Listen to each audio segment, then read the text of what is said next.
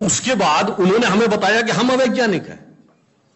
आज भी आप बताइए, उत्तर भारत में उतना नहीं दिखता, दक्षिण भारत के मंदिरों में जाइए, नवग्रह बने हैं तो सूर्य केंद्र में है कि धरती केंद्र में है? सूर्य के 7 किरणें होती हैं, 7 घोड़े सूर्य के बने कि नहीं मंदिरों में? अब बताइए, ऐसा हमारे दिमागों में भर दिया जाता है। हम लोगों ने भी विज्ञान में पढ़ा कि सबसे पहले नवग्रहों की खोज किसने की? केपलर ने। Kepler's law of planetary motion. हम सब ने, जिसने फिजिक्स पढ़ी होगी 10वीं 11वीं 12वीं में, कभी न कभी Kepler's law of planetary motion पढ़े होंगे कि केपलर ने सबसे पहले बताया कि 9 ग्रह होते हैं।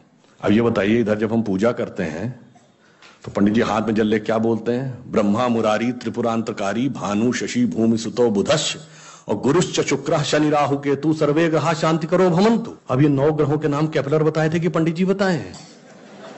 और हजारों साल से बता रहे हैं। और उसमें मजे की बात यह है कि मंगल के लिए भूमि सुत यानी भूमि का बेटा, धरती का बेटा शब्द है।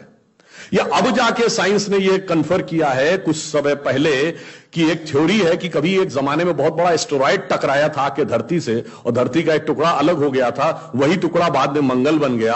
और भूमि सुत हमारे यहां लिखा हुआ, मंगल के पर्यायवाची में भूमि नंदन भूमि सुत जैसे शब्द हैं। अब आप देखिए क्या वैज्ञानिकता है और कैसे उसको इसमें सम्मिलित किया गया। मैंने क्यों बताया? हमारे यहां विज्ञान और धर्म इस कदर एक मत है कि ये उनकी बुद्धि परप्लेक्स हो जाती है कि कैसे हो सकता है। अब मैं शून्य पे आता हूं। हमने शून्य खोजा, मगर महत्वपूर्ण बात है हमने शून्य क्यों खोजा?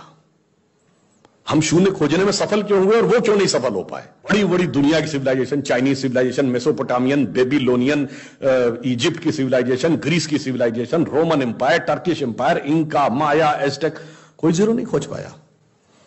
उसका कारण यह है कि जो भी विज्ञान के विद्यार्थी हैं वो शून्य का महत्व समझते हैं।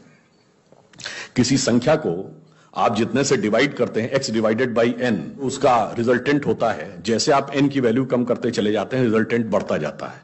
यानी किसी संख्या को x बटे 20 से x बटे 10 का मान ज्यादा होगा, x बटे 5 उससे ज्यादा होगा, x बटे 4, 3, 2, और जब x डिवाइडेड बाई 1 होगा तो क्या होगा? x हो जाएगा। इसका मीनिंग जानते क्या है? अब मैं आपको बताता हूं ये किस ढंग से हमारे व्यवहारिक जीवन और चेतना का हिस्सा था। आप लोग कभी ये सोचिए कि आपको जीवन में क्या अच्छा लगता है और अच्छा लगना क्या है। मैं बिल्कुल साइंटिफिक एक्सप्लेनेशन की बात कर रहा हूं। Happiness is considered to be an energised state of mind. जब आप खुश होते हैं तो आप ऊर्जा महसूस करते हैं अपने मन में, मस्तिष्क में।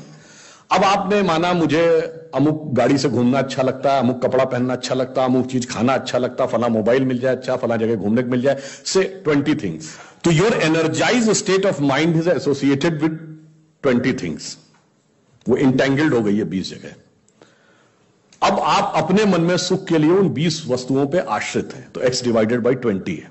अब मान लीजिए आपने आत्म संयम किया और 5 चीजों से अपना मन हटा लिया, तो x डिवाइडेड बाई 15 हो गया। नेट रिजल्टेंट बढ़ गया। क्यों? वो ऊर्जा जो उन 5 पदार्थों के साथ संलिप्त थी वो आपने बचा ली, तो वो आपके अंदर रह गई। तो by law of conservation of energy आपका एनर्जी लेवल बढ़ गया। जब आप x बाई 10 पे आ गए, एनर्जी लेवल और बढ़ गया। और संयम किया, 5 चीजों पे आ गए, एनर्जी लेवल और बढ़ गया।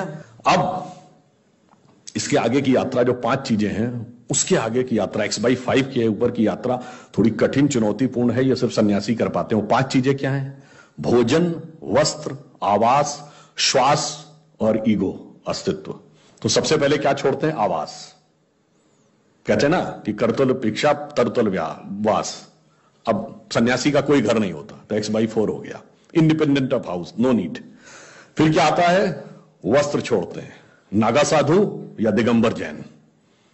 अब चेतना उस अवस्था तक पहुंच गई जहां दिशा ही आपको अपना वस्त्र नजर आने लगती है। x बाई 3 हो गया। अब भोजन। अब कॉन्शियसनेस उस लेवल पे पहुंचती है जहां पर उसको ऊर्जा लेने के लिए पदार्थ की जरूरत नहीं है। वो सीधे कॉस्मिक एंगल से एनर्जी ले सकती है। जैसे आपने सुना होगा, बहुत से ऐसे महात्मा होते हैं महीनों महीनों तक नहीं खाते। वो एक स्टेज आती है जब आप उस अवस्था में पहुंच जाते हैं कि आप सीधे कॉस्मिक एनर्जी को ग्रहण करने की स्थिति में आ जाते हैं। आपको मटेरियल एनर्जी की जरूरत नहीं। तो x बाई 2 हो गया। अब है श्वास एंड योर एग्जिस्टेंस। जब तक मेरी सांस चल रही है तब तक मैं हूं, पर जिस क्षण आप श्वास को भी नियंत्रण करने की क्षमता प्राप्त कर लेते हैं, your consciousness become independent of your breathing. मैं चाहूंगा तो मेरी सांस चलेगी, जब नहीं चाहूंगा तो सांस नहीं चलेगी, फिर चाहूंगा तो सांस चलने लगेगी। यह अवस्था होती है समाधि की अवस्था। तो आप x/1, तो x/1 is equal to x। अब आपने आत्म स्वरूप का साक्षात्कार कर लिया, परंतु एक चीज रह गई, मेरा एग्जिस्टेंस, मैं एक एंटिटी हूं, मैं एक व्यक्ति हूं, मैं एक पुरुष हूं, मेरा नाम है, वो तो है ना। जिस क्षण आप अपने कॉन्शियसनेस को अपने एग्जिस्टेंस से इंडिपेंडेंट कर लेते हैं तो एन की वैल्यू क्या हो गई? 0। तो x divided by 0 is equal to infinity. तो अनंत की यात्रा शून्य से होकर जाती है, और हम अनंत खोज रहे थे, इसलिए हम शून्य को खोजने में सफल हुए। यह मूल कारण है कि हम भारतीय शून्य को क्यों खोज पाए।